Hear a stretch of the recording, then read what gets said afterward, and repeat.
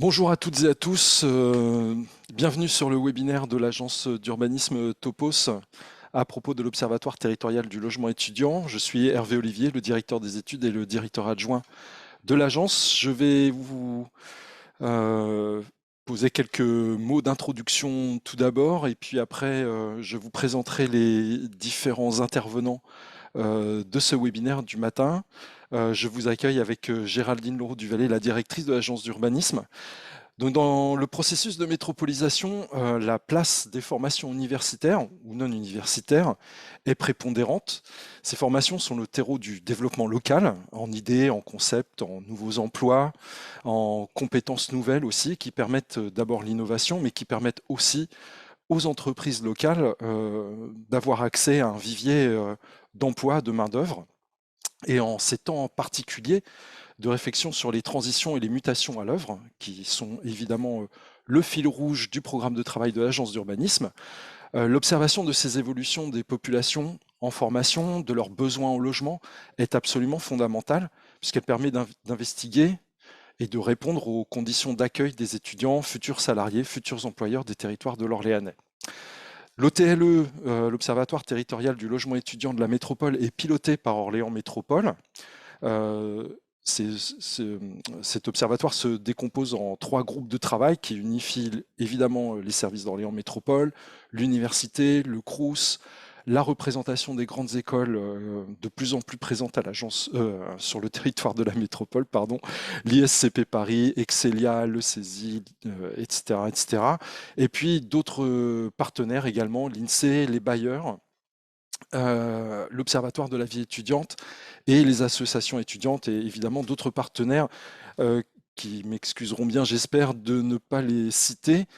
Euh, les intervenants de cette matinée, de cette heure de webinaire, eh bien, en premier temps, c'est Monsieur Frédéric Bridet, qui est le directeur de la formation et de l'enseignement supérieur à la métropole d'Orléans, qui pilote l'observatoire, donc avec Angélique Lepeintre. Ah, il y a un petit problème. Pardon, excusez-moi. Euh, qui interviendra, pardon, donc Frédéric Bridet, qui interviendra sur les transferts, l'accueil de nouvelles, donc les transferts de l'université, l'accueil de nouvelles formations sur Orléans Métropole et la politique d'accueil des étudiants sur le territoire métropolitain. Nous aurons pour l'agence d'urbanisme Elliot Bouzy qui fera donc la présentation de l'ensemble du travail qui a été réalisé par l'agence sous la responsabilité d'Hélène Sergent. Et puis Zoé Chalouin, donc, qui est la référente observatoire et chargée de mission urbanisme et université à la Fédération nationale des agences d'urbanisme, et qui interviendra sur bien la mise en contexte du travail qu'a réalisé Elliot par rapport au réseau national, l'apport de ce réseau national dans les réflexions locales sur l'Observatoire territorial du logement étudiant, et donc la mise en perspective des travaux de l'agence et les réflexions qui sont menées sur d'autres territoires et d'autres enjeux. Voilà, en conclusion, Géraldine Leroux-Duvallée euh, comment posera les quelques mots de conclusion pour terminer. Je cède la parole de suite à Monsieur Frédéric Bridet. Oui, merci. Bonjour à tous. Orléans peut se réjouir d'une offre de formation qui est en plein essor. C'est le fruit d'une politique volontariste. Lorsque Orléans est devenu métropole en 2017, nous avons commencé par faire un constat des forces et des faiblesses de la nouvelle politique qui était attribuée en devenant métropole, qui était l'enseignement supérieur. Ce n'était pas la seule nouvelle politique, mais enfin celle-ci donc était devenait dans le giron arrivait dans le giron d'Orléans. Des points forts sur la question de la recherche, beaucoup d'établissements de recherche présents sur le territoire, le CNRS, l'INRAE, le BRGM, enfin l'université bien entendu. Mais peu ou pas d'écoles d'enseignement supérieur, pas d'enseignement supérieur en centre-ville, et donc un sentiment aussi, une mauvaise perception d'Orléans ville étudiante. Et donc, on avait plusieurs enjeux, plusieurs défis, des enjeux à relever, l'enjeu de l'attractivité économique, qui consistait à maintenir des talents sur le territoire, notamment nos bacheliers qui partaient massivement étudier ailleurs qu'à Orléans. Enjeu urbain également qui consistait du coup à implanter en centre-ville de l'enseignement supérieur. Et puis un enjeu social qui était de de mieux répondre aux besoins, aux attentes des étudiants sur Orléans. Donc, des gros projets, des grands programmes à accompagner, celui de la faculté de droit économie gestion qui va venir s'installer en septembre 2025 en centre-ville.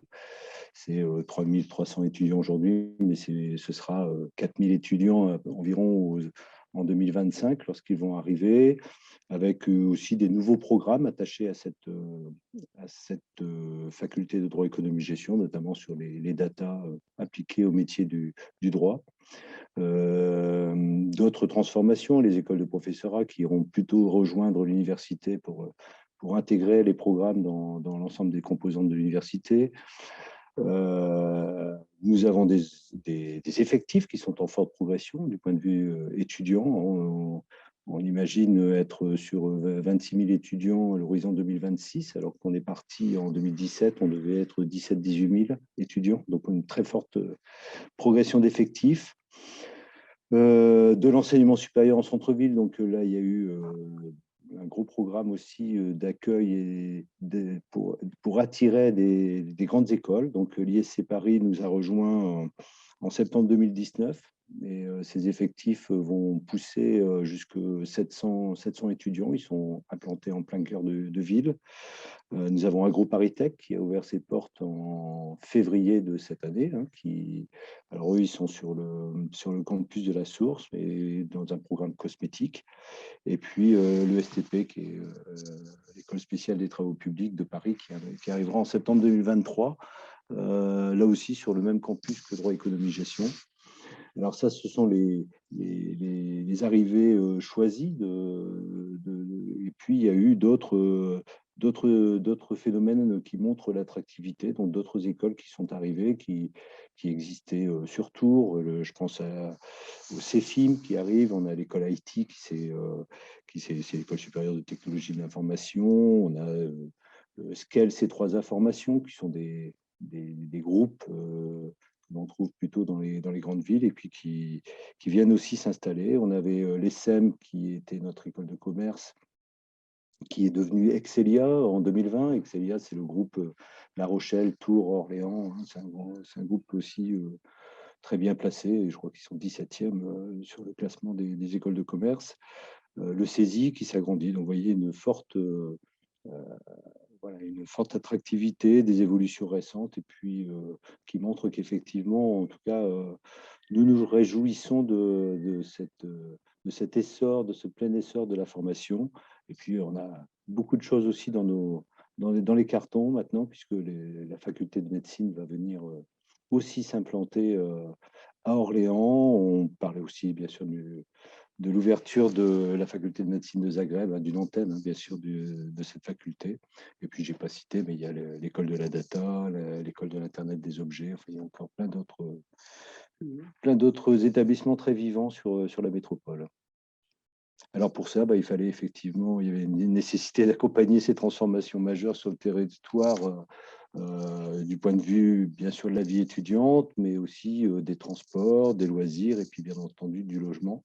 D'où ce travail qui a été initié, mené et puis en partenariat bien sûr avec l'agence d'urbanisme Topos, que je remercie vivement puisqu'on a effectivement fait un travail, initié un travail très, très, très, très intéressant et pertinent, je crois, pour les professionnels qu'on a encore réunis il y a peu de temps en comité de pilotage et qui nous ont fait des retours très positifs. Voilà, j'ai fini pour ma partie.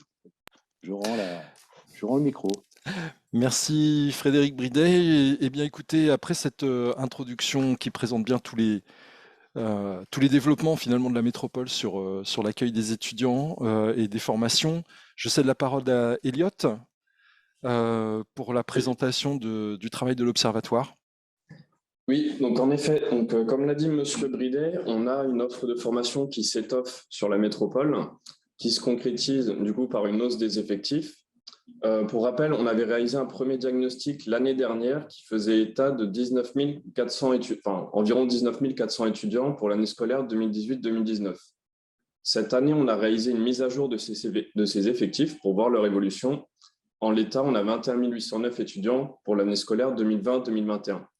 On a donc une dynamique démographique qui s'accentue. Celle-ci est due en partie à un contexte particulier, en l'occurrence la crise sanitaire, qui a pour le coup 3 conséquences. Donc d'une part, une augmentation du nombre de bacheliers par rapport aux années précédentes. Comme on l'a évoqué, on a de nouveaux établissements qui sont arrivés sur la métropole et dont les effectifs commencent à augmenter. Et enfin, on a également l'arrivée des baby-boomers des années 2000. Bon, ce phénomène se disperse un peu plus, mais il a quand même une part non négligeable dans cette dynamique. Donc, en l'état, voici l'évolution des effectifs. Comme on a dit, il progresse. La question est on se pose la question justement de savoir quelle serait l'évolution dans les années à venir. En l'état, au regard de cette évolution, 26 000 étudiants sont attendus sur la métropole à l'horizon 2026. Tout de suite, lorsqu'on se dit qu'on passe de 21 809 à 26 000, ça va forcément impacter d'une certaine manière l'offre de logement qui est sur la métropole. Ici, vous pouvez voir l'offre de formation, la manière dont elle est répartie sur le territoire. En l'occurrence, on a 2 principaux secteurs. Donc, un qu'on a qualifié le centre-val, qui accueille près de 36% des inscrits. Et enfin, le second secteur qui est le pôle principal, on peut dire, universitaire, en l'occurrence à la source, où on compte près d'un étudiant sur 2. Donc, puisqu'on a de plus en plus d'effectifs étudiants sur la métropole, on constate également qu'il y a une hausse justement du nombre de décohabitants. Pour rappel, un étudiant décohabitant, c'est un étudiant qui vit en dehors du domicile familial. C'est donc nous, cette population qui nous intéresse particulièrement dans le cadre de notre travail sur les besoins au logement étudiant pour les années à venir. Donc, comme je vous l'ai dit, une décohabitation qui s'accentue. On a vu qu'entre 2010 et 2018, donc c'est la proportion qui est ici, on est passé de 42 à 48% d'étudiants décohabitants et qui résident sur la métropole. Une fois de plus, la question qui se pose est de savoir à l'horizon 2026 quelle serait cette part de décohabitants. On a donc posé deux hypothèses de projection. Donc, d'une part, on a une première hypothèse qu'on a qualifiée de projection basse, qui est de considérer que la part en 2026 de décohabitants n'a pas tellement évolué par rapport à 2018, ce qui pourrait s'expliquer par une hausse des loyers, une baisse du budget logement, une attractivité extramétropolitaine qui est inchangée. Donc voilà, cette décohabitation, elle stagne à l'horizon 2026. On a une deuxième hypothèse de projection, qu'on a qualifiée de projection haute pour le coup, et qui est l'évolution que l'on a eue entre 2010 et 2018. Celle-ci continue à l'horizon 2026. On aurait donc 53% d'étudiants décohabitants. En synthèse, on aurait donc en 2026 entre 12 500 et 13 800 décohabitants. C'est près entre 2 000 et 3 300 de plus qu'aujourd'hui. Donc, au regard de ce volume d'étudiants, comme je vous le disais, se pose tout de suite la question de l'adéquation de l'offre de logement qui est actuelle sur la métropole. Donc, cette offre de logement, elle se répartit de la façon suivante. Donc, on a donc 5 378 places dédiées, donc réparties en différentes résidences. Un peu comme pour les effectifs étudiants, on a une répartition donc, qui est surtout entre le centre-val et entre la source. Et donc, ce parc dédié, avec 5 378 places, il peut accueillir près d'un étudiant décohabitant sur 2 en 2020. À l'horizon 2026, se pose la question de si, par exemple, l'offre était inchangée, quelle serait justement cette capacité d'accueil en 2026. Donc, avec, comme je vous l'ai montré auparavant, entre 12 500 et 13 800 décohabitants, cette offre dédiée actuelle que l'on a sur le territoire, elle pourrait donc accueillir entre 40 et 45% des étudiants décohabitants. Donc, premier constat, on a une baisse de la capacité d'accueil du parc dédié. Deuxième constat, et c'est principalement lié à une question de localisation, cette capacité d'accueil, elle serait particulièrement amoindrie dans le secteur centre-val, puisque comme l'a évoqué Frédéric, beaucoup de nouveaux établissements qui sont arrivés ou qui sont attendus sur la métropole ont vocation à s'installer dans le centre-ville. Et on a une part très importante d'étudiants qui arrivent, d'où justement cette capacité d'accueil qui serait amoindrie. Malgré le fait que, comme vous pouvez le voir, on a 4 projets de résidence qui ont été actés récemment pour un total de 194 places. Mais malgré ces 194 places en plus, l'offre est amoindrie, ce qui pose la question faut-il justement faire évoluer cette offre dédiée dans les années à venir pour, comme je vous l'ai dit, accueillir ces nouveaux décohabitants sur le territoire. On a donc construit, comme l'a évoqué Hervé, on avait donc 3 groupes de travail. On a construit un scénario de programmation donc, qui est d'essayer de quantifier les besoins de logement étudiant pour les années à venir. On est donc reparti de nos 2 projections. Comme je vous l'ai dit, on avait une projection basse, 12 500 décohabitants, projection haute, 13 800 décohabitants. On a donc construit un scénario de programmation qui repose sur d'une part, l'élément principal est qu'il reproduit la physionomie actuelle du parc dédié. Cette physionomie, comme je l'ai évoqué, c'est notamment cette question de l'accueil, de pouvoir accueillir 51% des étudiants décohabitants. Donc, c'est un premier élément très important dans ce scénario, c'est de pouvoir conserver une offre résidentielle qui soit à l'équilibre entre le parc dédié, donc les résidences étudiantes, et le parc privé diffus. Donc, ce parc dédié, l'idée est qu'il puisse accueillir en 2026 51% des étudiants qui seront décohabitants. Donc, première considération de notre scénario. Deuxième considération, toujours en lien avec la répartition actuelle. La répartition actuelle, comme on l'a vu précédemment, on avait 54% de l'offre dédiée qui était composée des résidences Crous, gérées par le Crous et gérées par les bailleurs sociaux. En 2026, on cherche encore on a posé ce scénario pour que l'offre dédiée en 2026 puisse soit composée de la manière suivante. Pour arriver justement en 2026 à avoir un parc dédié qui ait la même physionomie que le parc dédié actuel, il faudrait donc créer entre 990 places dans le cas de notre projection basse et entre 1650 places à l'horizon 2026. Ça, c'est pour le volume total. Pour la question de la typologie et notamment de cette offre sociale, il faudrait donc créer entre 560 et 910 places dans le parc social dédié. On l'a vu, on avait 4 projets de résidence qui ont été actés. On a d'autres projets qui sont en réflexion. On a différents promoteurs ou gestionnaires de résidences qui ont justement présenté des projets auprès des services instructeurs de la métropole. Se pose la question dans les années à venir justement de quelle est l'adéquation de cette offre au regard des besoins que l'on vient de poser à l'instant et quels sont les effets de cette offre en termes d'une part en termes de volume principal, en termes de typologie. Donc ça, c'est un travail que l'on a justement, qu'on est en train de raise et de voir quelle est l'adéquation de cette offre par rapport aux besoins que l'on pose à l'instant. D'autres éléments, c'est sur justement cette programmation pour en fait évaluer les besoins en logement étudiant dans les années à venir. Il y a plusieurs enjeux qui sont inhérents à ce scénario de programmation. En l'occurrence, on a un premier enjeu, comme je l'ai évoqué, sur cette question de l'équilibre entre le parc privé diffus et le parc dédié. On sait qu'il y a une part non négligeable d'étudiants qui se tournent vers le parc privé diffus. On constate qu'il y a une forme de tension. Donc, l'offre dédiée, le fait de développer une offre dédiée permettrait de répondre à cette tension. Cependant, il faut prendre garde dans les années à venir à ce que cette offre dédiée ne soit pas surdimensionnée de sorte à ce qu'elle puisse créer une forme de désintérêt pour le parc privé diffus qui se manifesterait par de la vacance. Donc, il y a véritablement une nécessité d'équilibrer l'offre dans le parc dédié, l'offre dans le parc privé diffus à destination des étudiants. Voilà pour le premier enjeu. Un second enjeu qui est en lien avec le précédent, c'est une notion de complémentarité, mais davantage sur la question de l'utilisation du parc bâti existant. On sait qu'on a un parc bâti existant qui, pour certaines résidences dans l'offre dédiée ou pour certains appartements dans le parc privé diffus, on peut justement s'appuyer sur ce potentiel pour ouvrir de nouvelles places à destination des étudiants. Il y a donc un équilibre à trouver entre, d'une part, la rénovation du parc existant et la production neuve.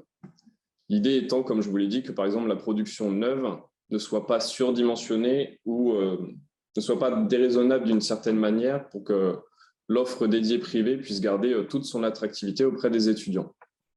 Donc voilà, un premier enjeu d'équilibre offre privée diffuse, offre dédiée, un deuxième équilibre entre production neuve, rénovation de l'existant. On a un troisième enjeu et qui est non des moindres, c'est sur la question de l'accession au logement. C'est un vrai sujet dans le sens où on constate, c'est le cas sur la métropole orléanaise, c'est également le cas sur beaucoup d'autres métropoles et autres villes étudiantes, il y a une certaine hausse des loyers qui a été renforcée notamment par la crise sanitaire. Le pendant est qu'on ne constate pas forcément d'évolution positive, si on peut dire, du budget de logement des étudiants, qui est quand même le principe, leur premier poste de dépense. Donc nous, dans le cadre de la création, l'ouverture de places pour les étudiants dans les années à venir, il faut garder en tête cette première considération sur la question des niveaux de loyer qui seraient propres à chaque résidence. Donc un enjeu principal, et comme je vous le disais, beaucoup de projets de résidence étudiante sont en réflexion. Il faut veiller à ce que justement le montage de ces opérations fasse en sorte qu'on ait à la sortie des niveaux de loyer qui soient accessibles pour l'ensemble des étudiants. Et qui dit accessible dit aussi que ces loyers soient justement un peu moindres que dans le parc privé diffus. D'où, comme je le disais, notre considération principale qui est de proposer une offre dédiée majoritairement sociale et qui permettrait de répondre en grande partie à cette question de l'accès au logement. Enfin, on a un dernier enjeu qui est sur la question notamment de la localisation. Comme l'a évoqué Frédéric, et comme on l'a rappelé, on a beaucoup d'étudiants qui vont arriver dans le centre-ville. On a une offre de formation qui va arriver dans le centre-ville. Et donc, on va avoir un centre-ville qui va passer de près de 8 000 étudiants en 2020 à environ 12 000 étudiants en 2026. À la source, on a également certains établissements qui vont arriver, mais bon, qui va être relativement compensé. Donc, tout de suite se pose la question, nous, sur l'offre de logement qui serait à créer dans les années à venir. Il faut prendre tout de suite en compte ces questions de ratio, comme on a pu le voir rapidement, et de se dire, si on a beaucoup d'étudiants qui arrivent dans le centre-ville, quelle est la part de logement qu'il faut pouvoir offrir sur ce secteur, sur le secteur de la source également. On a également un objectif qui pourrait être de se dire que justement on a des espaces, par exemple d'entre-deux, par exemple entre la source et entre le centre-ville, qui pourraient être amenés à développer une offre de logement étudiant et qui permettrait de répondre aussi à des considérations de transport. Donc voilà un enjeu principal qui est sur le fait de pouvoir développer une offre résidentielle équilibrée, comme je le disais, sur la question des volumes entre parc privé diffus, parc dédié, un équilibre entre la production neuve et la rénovation de l'existant, un équilibre ou du moins une offre résidentielle qui soit accessible pour l'ensemble des étudiants et enfin une offre résidentielle équilibrée sur la question de la localisation et des typologies qui sont proposées, puisqu'on sait que selon les typologies, ce sont différentes conditions d'accession, ce sont différents systèmes. Donc voilà pour justement le travail que l'on a posé en termes de besoins en logement. J'ai beaucoup évoqué la notion d'équilibre. C'est un équilibre qui peut être considéré d'un point de vue vertueux. Nous, on a fait ce scénario en considérant que la physionomie actuelle du parc dédié, donc avec cet équilibre ici et cette répartition-là, semblait être justement une photographie, donc à l'instant T, qui soit, elle, vertueuse, d'où le fait qu'on la projette à l'horizon 2026.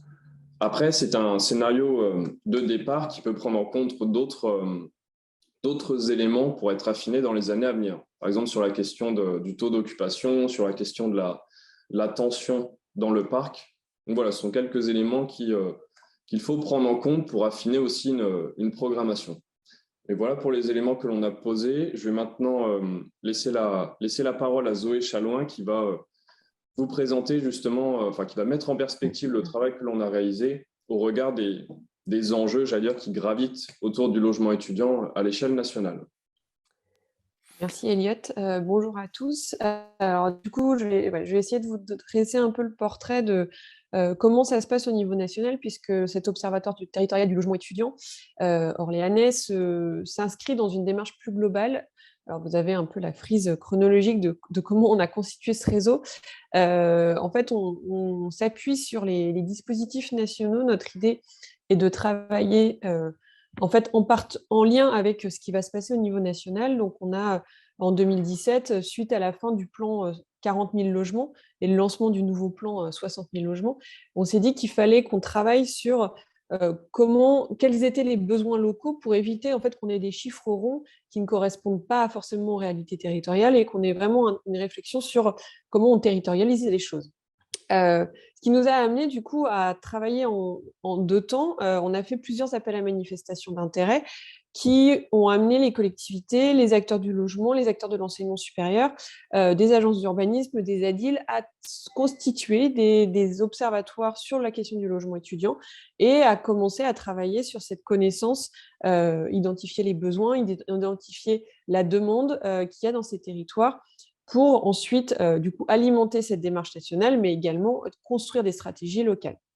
Ce réseau, je veux bien que tu passes à la diapo suivante, Elliot. Ce réseau, qui alors aujourd'hui est composé de 35 territoires et constitué en fait de territoires qui sont sur des périmètres variés, puisque on va avoir des intercommunalités, on va avoir des observatoires qui vont être à l'échelle de régions, on va avoir des observatoires qui vont être sur des périmètres un peu particuliers. Par exemple, le sillon alpin, c'est toutes les villes universitaires sur cette zone géographique qui ont décidé de se mettre ensemble et de réfléchir à la logique du logement étudiant sur ce périmètre, puisqu'il y avait des questions de flux. Le point commun entre tous ces observatoires, il est double. Le premier point, c'est que tous ces observatoires ont une obligation de gouvernance commune. Il faut que l'observatoire soit constitué d'acteurs de l'enseignement supérieur, d'acteurs du logement étudiant, de collectivités et également de structures qui permettent d'accompagner la réflexion. Ce socle en fait de gouvernance avait vraiment un intérêt important, puisque notre idée était vraiment que ces observatoires servent aussi de lieu de discussion, de lieu d'échange, et que les résultats de l'observation puissent alimenter les stratégies de tous les acteurs et pas seulement de la collectivité via son PLH, via ses documents de planification, mais vraiment que l'enseignement supérieur également, et puis les acteurs du logement aussi. Le deuxième point, et là je veux que tu passes à la diapo suivante, le deuxième point, c'est que ces observatoires ont un référentiel d'observation commune. Tous les observatoires, en fait, ont un socle d'indicateurs communs qui permet du coup d'avoir des points de comparaison et de comprendre un peu les dynamiques. Là, en fait, on a fait un poster au niveau national qui permet de positionner un petit peu sur un certain nombre de sujets les différents territoires. Je crois que vous l'avez adapté à Orléans, ce poster. Du coup, alors, je vous ai mis 2 extractions, mais vous aurez les éléments un peu plus précis. Vous pourrez aller vous référer au poster plus global. Juste pour vous indiquer que en fait, le logement étudiant, le sujet va être, comme l'a dit Elliot, va être très dépendant des profils des étudiants, va être très dépendant du type d'enseignement supérieur sur le territoire, puisque un étudiant qui vient du territoire, qui est déjà en fait présent sur le territoire quand il rentre dans l'enseignement supérieur, va pas forcément avoir un besoin de logement, alors que si son recrutement est beaucoup plus vaste, ce qui est le cas beaucoup de certaines filières un peu spécifiques, des grandes écoles, de cursus qui vont demander, en fait, qui sont plutôt rares sur le territoire, donc vont attirer des étudiants de plus loin, donc du coup vont avoir des demandes de logement plus importantes. A contrario, plutôt tout ce qui va être filière courte ou cycle d'enseignement supérieur sur les premières années, souvent on va retrouver beaucoup plus d'étudiants cohabitants, puisque du coup en début de formation, ils décident de rester sur le territoire et du coup par facilité aussi restent chez leurs parents. Je veux bien, hop, la diapositive suivante, merci. Du coup, en fait, on va avoir un parc de logements qui va être varié en fonction des territoires.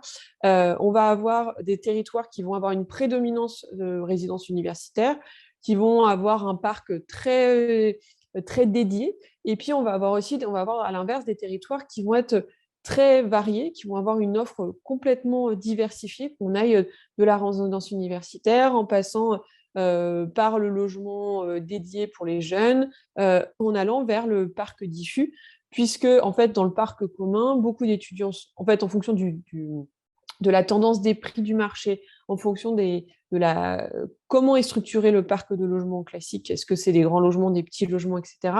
Les étudiants vont peut-être avoir des choix stratégiques d'aller vers ce parc, puisqu'en fait il n'est pas forcément moins intéressant que de la résidence dédiée.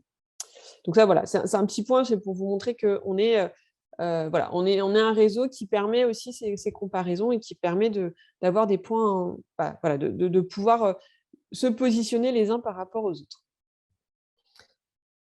Mais ces observatoires, donc du coup, ont ce dispositif national, mais aussi ont des préoccupations locales. Et c'est ça l'intérêt aussi de ces observatoires, c'est que on aille creuser des spécificités, des besoins spécifiques au territoire. Donc, je vous ai un peu recensé les grandes thématiques sur lesquelles les observatoires vont aller travailler plus spécifiquement. Alors, il y a un premier sujet sur les publics, puisqu'en fait, l'étudiant, c'est un individu qui a plein de caractéristiques différentes et qui peut être tout au long de son parcours universitaire, avoir différents statuts. Il va être alternant, il peut être interne, il peut être stagiaire, il peut être jeune actif, il peut avoir une phase où il est en césure. Donc, du coup, ses besoins en logement vont être différents. Il y a des territoires qui ont décidé de travailler sur la question, par exemple, spécifique des alternants, puisque un étudiant alternant, ça veut dire qu'à un moment donné de la semaine, il est sur le territoire. Peut-être la semaine d'après, il va être dans un autre territoire. Donc, comment on travaille sur ces logements qui, finalement, ne sont pas pris toute l'année. Un deuxième sujet, c'est la question de la difficulté économique. Alors ça, c'est un sujet qui a été révélé et qui a été renforcé lors de la crise sanitaire, même si c'est un sujet qui existe depuis longtemps. Mais c'est un sujet pour lequel on s'est rendu compte que finalement, les étudiants, il y avait beaucoup qui étaient en grande précarité. Et donc, il y a un sujet aujourd'hui de travailler sur comment on loge ces étudiants qui vont avoir des difficultés financières et qui n'ont pas la capacité de pouvoir se loger dans une résidence classique ou d'être dans le parc diffus. Voilà. Deuxième sujet, mieux comprendre le parc. Alors, en fonction des territoires, on va avoir des territoires où il y a une très forte tension sur le logement. Donc là, il va falloir comprendre les mécanismes qui font qu'il y a une grande tension, qu'il y a de la concurrence entre les publics. Un deuxième sujet, c'est la question des taux d'occupation des résidences dédiées. C'est un sujet qui... est-ce que, par exemple, pour justifier la construction de nouvelles résidences, on va aller regarder les taux d'occupation, on va aller regarder si au cours de l'année, la résidence est complètement occupée ou est-ce qu'il y a des périodes de l'année où finalement il y a un taux un peu moins bon, ce qui va amener aussi des réflexions sur est-ce qu'il ne faut pas aller vers de la mixité de public et travailler sur de nouvelles formes de logement. Ensuite, on travaille aussi sur des questions de la construction de résidences sur le foncier universitaire, sur quels sont les objectifs, quels sont les besoins en résidence privée et les besoins du territoire, puisqu'on sait que de plus en plus d'opérateurs privés frappent à la porte des collectivités pour s'installer, alors pas forcément dans les secteurs qui auraient pu être identifiés par la collectivité, donc il y a une réflexion à avoir. Et puis, dernier sujet, c'est la question des loyers. Alors, avec une problématique que vous n'avez pas forcément sur votre territoire, mais certains observatoires ont mis en place l'encadrement des loyers et sont en train de réfléchir, de voir si cet encadrement des loyers a un impact aussi sur le logement étudiant, sur les petites surfaces, ou si finalement on a du mal à avoir un impact sur ce sujet. Puis au-delà, il y a aussi un sujet sur de plus en plus de résidences proposent des services. Face à ces services, est-ce que les niveaux de redevance ne sont pas un peu trop élevés ou, voilà. Il y a des réflexions sur ces sujets. Troisième grande séquence de travaux des observatoires, c'est les travaux sur la mobilité. Comment on accompagne du coup les mobilités entre le lieu de domicile et le lieu d'études, le lieu de stage. Et du coup aussi la réflexion sur les cohabitants, parce qu'il y a des étudiants qui vont préférer peut-être faire 1 heure de train pour pouvoir venir en cours, pour pouvoir rester chez leurs parents. Alors, des fois, il y a toute la question de la cohabitation contrainte, qui est difficile à quantifier, mais qui peut être un sujet qui peut être traité. Et puis, le sujet de la saisonnalité de l'occupation, puisque on sait très bien que en fait, les étudiants sont présents à temps complet pratiquement 6 mois de l'année. Puis après, les 6 autres mois, souvent, soit ils sont en stage, soit ils sont... Voilà. Et donc, on a un public étudiant qui, au fur et à mesure de l'année, quand même, s'étiole. Dernier point, appréhender les besoins, le volet plutôt qualitatif de ces dispositifs d'observation, puisqu'on ne s'appuie pas seulement sur des chiffres, mais l'idée, c'est d'aller aussi vers de l'étude, vers des focus group. Alors, je vous ai mis un exemple. Alors, c'est pas Laurent, je me suis trompée, c'est Laura, c'est l'agence j'ai mis un N en trop. C'est l'agence d'Angers qui a en fait réalisé des focus group avec des étudiants où ils ont réfléchi sur, ils ont pris un panel d'étudiants, ils ont réfléchi sur qu'est-ce que c'est que le logement souhaitable demain, un peu un atelier prospectif, et en fait, l'idée c'est qu'ils en fassent plusieurs, mais ce qui leur donne aussi un aspect un peu différent de leur réflexion qui est entre acteurs, ne leur permet pas forcément d'avoir ces points d'attention. Et puis, je vous ai mis un autre exemple d'outil qui est porté par des agences. C'est à Reims. En fait, l'observation est très dédiée, alors pour le coup, pas forcément sur la réflexion de la stratégie des acteurs, mais plutôt orientée vers l'usager. Et donc, ils ont réalisé, à partir des données qu'ils avaient récoltées et à partir d'un travail qu'ils ont fait au niveau de l'observatoire, ils ont réalisé du coup des cartes interactives qui permet à l'étudiant une fois qu'il a été inscrit dans un établissement d'enseignement supérieur, sur un site, il peut identifier autour du site d'enseignement toutes les résidences, tous les lieux où il pourrait se loger. C'est une aide, un accompagnement d'une autre forme. Tu passes. Tous ces observatoires, comme je vous l'ai dit tout à l'heure, ils s'inscrivent dans une démarche nationale. Alors, on est en période un peu transitoire, parce que le plan 60 000 du précédent quinquennat s'est arrêté. On n'a pas de piste encore sur ce qui va se passer après. Néanmoins, le ministère de l'Enseignement supérieur, et du coup, qui ne s'appelle plus le ministère du Logement, puisque il est rattaché maintenant à la transition écologique, et je ne sais plus le deuxième terme, accompagne les opérateurs sur la construction de logements. Alors avec cette année 3 aspects. Il y a un objectif de 10 000 agréments pour le logement étudiant dans le cadre du Fonds national des aides à la pierre, qui est prévu en 2022. Le ministère de l'Enseignement supérieur a fait un travail de recensement et qui souhaite mobiliser le foncier universitaire pour construire du logement étudiant. Et puis enfin, alors ça date il y a quelques temps, mais pour le moment, ce n'est pas encore vraiment complètement mis en place. La loi Elan permet, via l'article 109, de réserver en priorité toute une partie de logements sociaux à des jeunes de moins de 30 ans, donc avec des baux plus courts et puis avec un système un peu différent que lorsqu'on rentre dans le parc social, où finalement, quand on rentre dans le parc social, on y reste, il n'y a pas de date de sortie. Là, l'idée, c'est qu'il y a une date de sortie. Mais du coup, ça permet aussi de faire de la mixité à l'échelle de bâtiments qui n'étaient pas destinés prioritairement à ce type de public.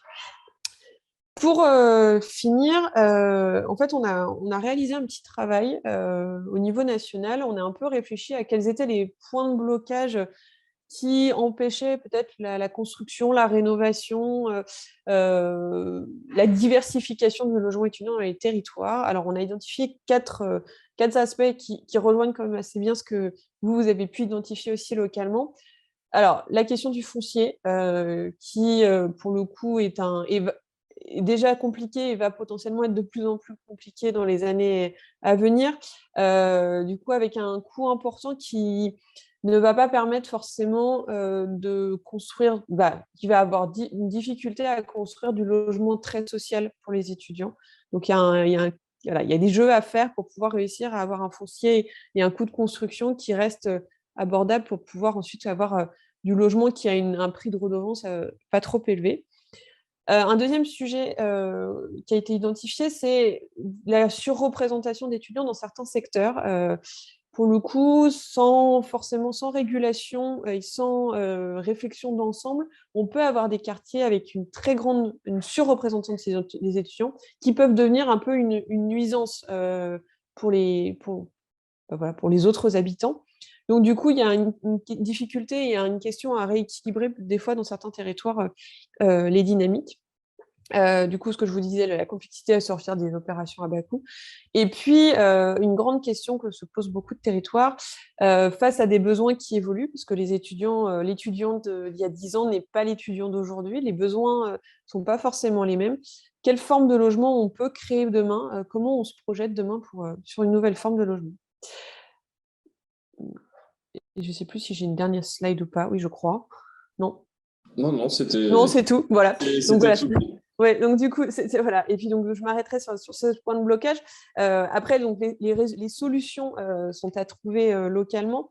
Nous, on va travailler parce que la semaine prochaine, nous avons un séminaire national des observatoires et on va réfléchir un peu à quelles solutions et quelles propositions on va faire aussi au prochain gouvernement pour accompagner l'évolution du logement étudiant en France. Merci beaucoup.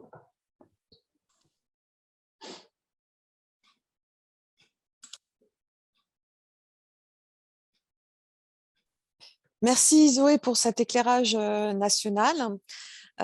Donc, nous venons de vous présenter la situation locale et cette mise en perspective des problématiques du logement étudiant sur le plan national. Je vous propose un petit temps de questions-réponses si vous souhaitez interroger nos intervenants, faire part de remarques, partager votre expérience sur le sujet. N'hésitez pas à solliciter la parole.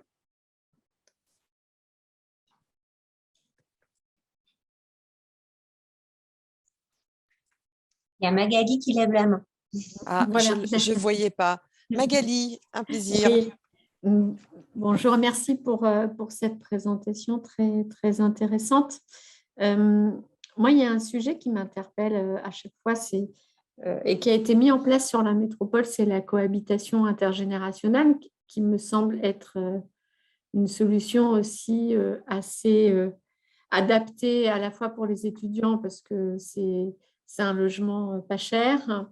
Ça permet aussi d'avoir une offre qui serait diffuse, mais on a l'impression que c'est difficile à faire matcher cette cohabitation. Alors, ça fait longtemps que je n'ai pas eu les retours d'Émilie de la Maison de l'Habitat sur ce sujet-là. Et pour autant, il me semble aussi que pour les personnes qui sont accueillantes, c'est aussi une solution. Enfin, à un moment, on parle beaucoup de pouvoir d'achat, etc. Je pense que la location d'une chambre, ça peut véritablement mettre du beurre dans les épinards, si je me permets cette expression. Et j'ai pourtant l'impression que c'est difficile. Enfin, il y a plein d'avantages, ou alors c'est vraiment une vision très parent que j'ai, et moins jeune. J'ai l'impression qu'il y a vraiment plein d'avantages sur cette cohabitation intergénérationnelle. Et pourtant, on peut être déçu par les résultats. Alors, je ne sais pas s'il y a une analyse qualitative là-dessus qui a été menée.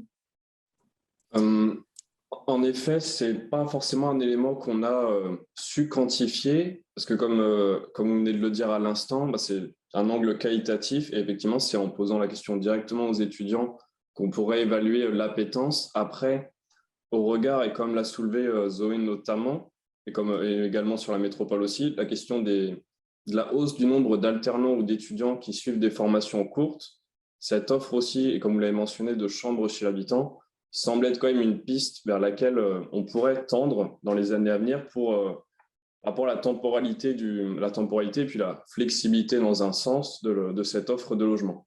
Et c'est un élément qui avait effectivement été soulevé en copil, et nous, la manière dont on pourrait au moins évaluer la chose serait la question d'une enquête à destination directement des étudiants.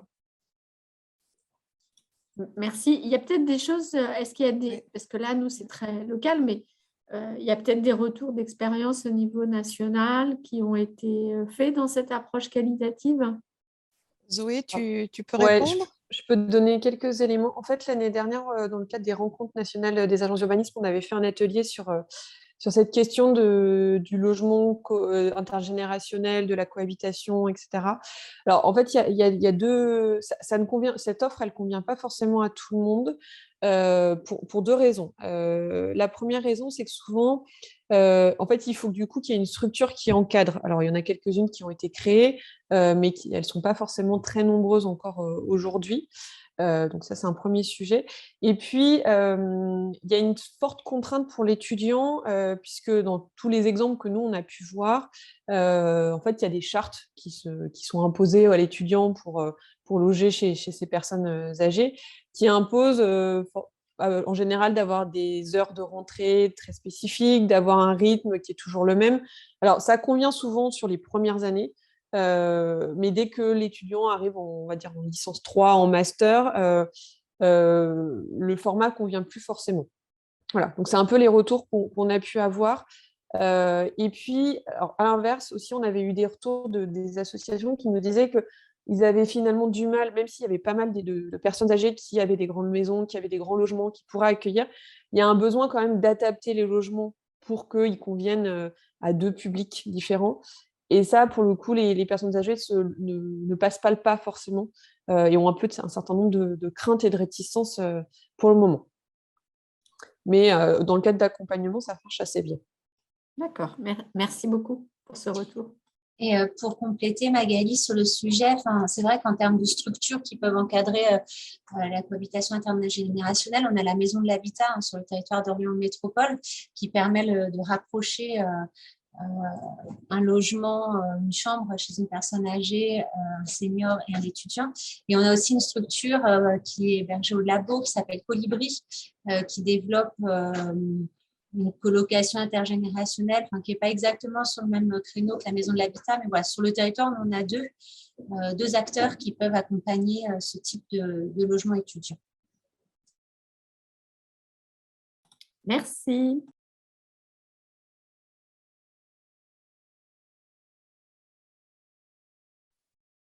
On avait également une question de Nadia Arbaoui dans le chat sur la question du fait que de la mobilisation, on va dire, des architectes dans le cadre du travail que l'on a fait sur les besoins en logement.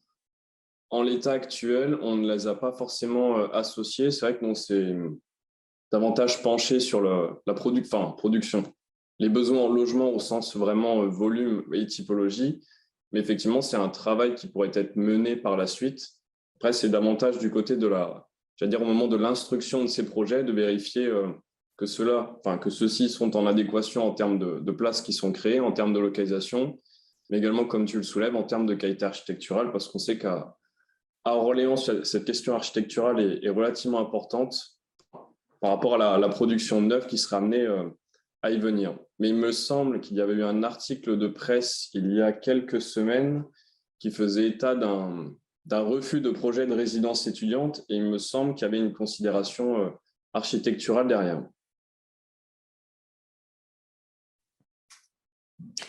Merci. Y a-t-il d'autres demandes d'intervention, des questions, des expériences à partager?